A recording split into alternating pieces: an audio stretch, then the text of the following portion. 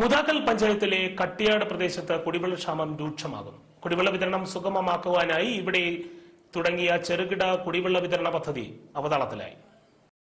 വേനലിന്റെ വരവോടെ എങ്ങും ശുദ്ധജലക്ഷാമം രൂക്ഷമാവുകയാണ്. കുടിവെള്ള വിതരണത്തിനായി അധികൃതർ തയ്യാറാക്കിയ പല ചെറുകിട കുടിവെള്ള വിതരണ പദ്ധതികളും പാതി വഴിയിലായത് ജലക്ഷാമം രൂക്ഷമാക്കുന്നു. മുതാക്കൽ ഗ്രാമപഞ്ചായത്തിലെ പരുത്തൂർ കുടിവെള്ള വിതരണ പദ്ധതിയും ദീർഘവീക്ഷണവും ആസൂത്രണമില്ലായ്മയും മൂലം പാളിയ ഒന്നാണ്. പഞ്ചായത്തിലെ കട്ടിയോട് ദേശത്ത് പണ്ട് മുതൽക്കേ ശുദ്ധജലക്ഷാമം രൂക്ഷമായിരുന്നു.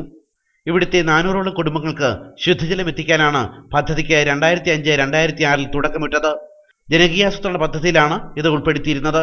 2010 പദ്ധതി ഉദ്ഘാടനം ചെയ്യപ്പെട്ടു. പക്ഷേ ഇതേവരെ ഒരു തുള്ളി വെള്ളം പോലും നാട്ടുകാർക്ക് പദ്ധതിയിലൂടെ ലഭ്യമായില്ല. 3 ലക്ഷത്തോളം രൂപയാണ് പദ്ധതിയുടെ പ്രവർത്തനങ്ങൾക്കായി ചെലവിട്ടത്. ജലവിതരണത്തിനായി സ്ഥാപിച്ച 10ഓളം പൊതു ടാപ്പുകൾ ഇപ്പോഴും വെള്ളം കാണാതെ നിൽക്കുന്നു. കട്ടിയോട് നിവാസികൾ വേനൽ കടുത്തതോടെ കുടിവെള്ളത്തിനായി പരക്കം പാഞ്ഞു തുടങ്ങിയിരിക്കുന്നു. ഇതുപോലെ പാതി വഴിയിലായ പദ്ധതികൾ നിരവധിയാണ്. ACV news, Attingal.